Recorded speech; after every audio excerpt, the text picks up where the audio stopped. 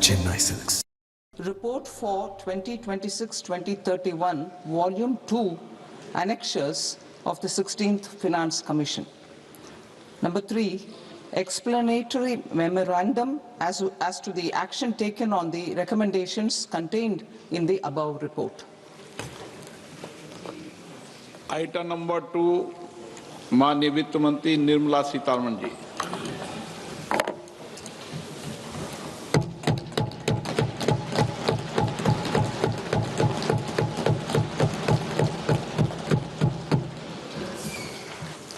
Honorable Speaker, sir, on the sacred occasion of Magh Purnima and the birth anniversary of Guru Ravidas, I present the budget for the year 2026-2027. Since we assumed office 12 years ago, India's economic trajectory has been marked by stability, fiscal discipline, sustained growth, and moderate inflation.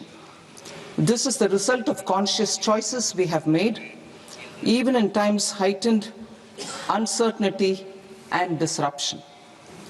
Our government, led by Honorable Prime Minister Modi, has decisively and consistently chosen action over ambivalence, reform over rhetoric, and people over populism.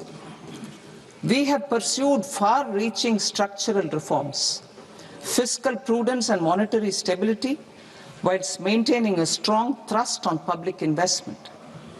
Keeping Atmanirbharta as a lodestar, we have built domestic manufacturing capacity, energy security, and reduced critical import dependencies.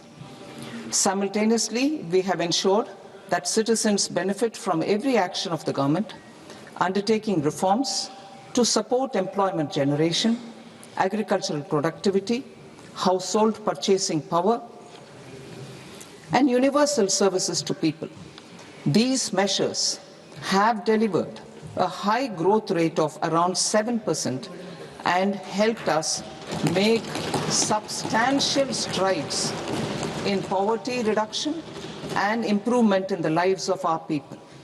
Today, we face an external environment in which trade and multilateralism are imperiled and access to resources and supply chains are disrupted. New technologies are transforming production systems while sharply increasing demands on water, energy, and critical minerals. India will continue to take confident steps towards Vikasit Bharat, balancing ambition with inclusion. As a growing economy with expanding trade and capital needs, India must also remain deeply integrated with global markets, exporting more and attracting stable long-term investment. As I begin Part A, I want to express my gratitude to the people for standing firmly with us as we forge our way together towards becoming one of the largest economies of the world.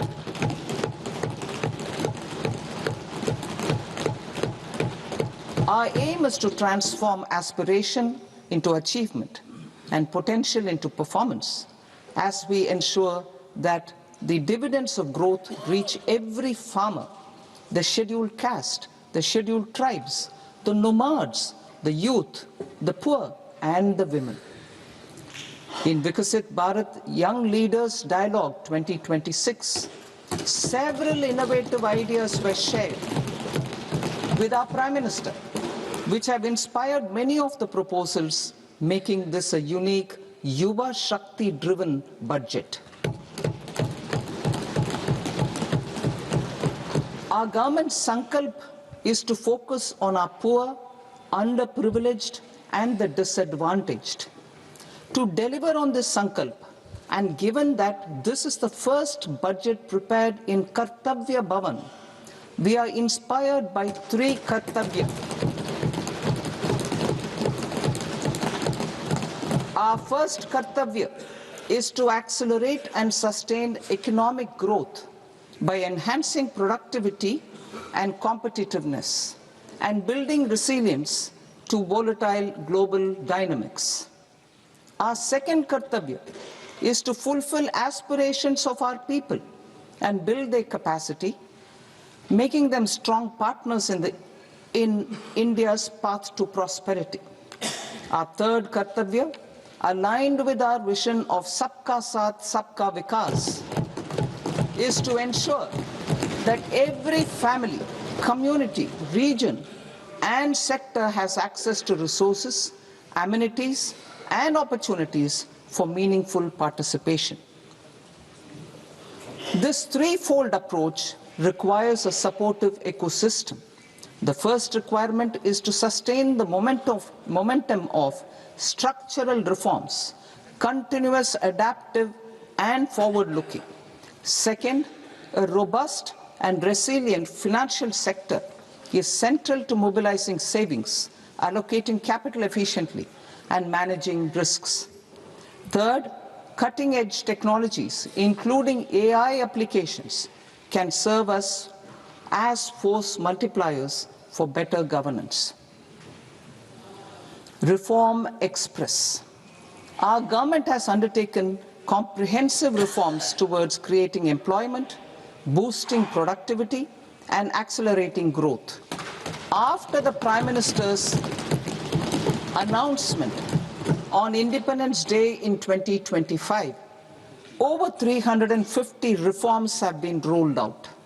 This includes GST simplification, notification of labor codes, and rationalization of mandatory quality control orders.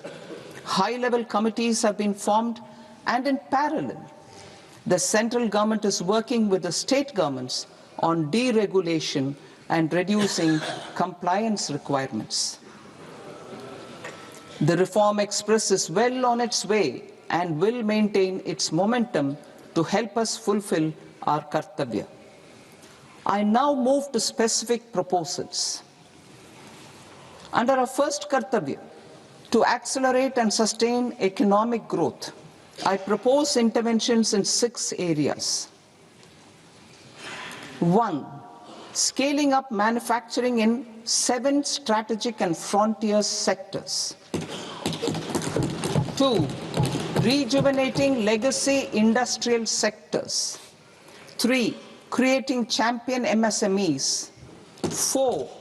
Delivering a powerful push for infrastructure. 5. Ensuring long-term security and stability. And 6. Developing city economic regions. Scaling up of manufacturing in 7 strategic and frontier sectors. Biopharma Shakti, meaning biopharma strategy for health advancement through knowledge, technology, and innovation. India's disease burden is observed to be shifting towards non-communicable diseases like diabetes, cancer, and autoimmune disorders. Biologic medicines are key to longevity and quality of life at affordable costs. To develop India as a global biopharma manufacturing hub,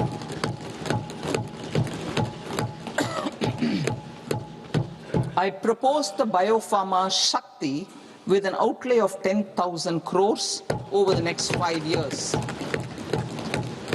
This will build the ecosystem for domestic production of biologics and biosimilars. The strategy will include a biopharma-focused network with 3 new national institutes of pharmaceutical education and research, popularly known as NIPERs, and upgrading 7 existing ones. It will also create a network of 1,000 accredited India clinical trials sites. We propose to strengthen the Central Drug Standard Control Organization to meet global standards and approve timeframes through approval timeframes through a dedicated scientific review cadre and specialists. India's semiconductor mission 1.0 expanded India's semiconductor sector capabilities. Building on this, we will launch ISM 2.0 to produce equipment and materials, design full-stack Indian IP, and fortify supply chains. We will also focus on industry-led research and training centers to develop technology and skilled workforce. The Electronics Components Manufacturing Scheme, launched in April 2025 with an outlay of 22,919 crores, already has investment commitments at double the targets. We propose to increase the outlay to 40,000 crores to capitalize on this momentum.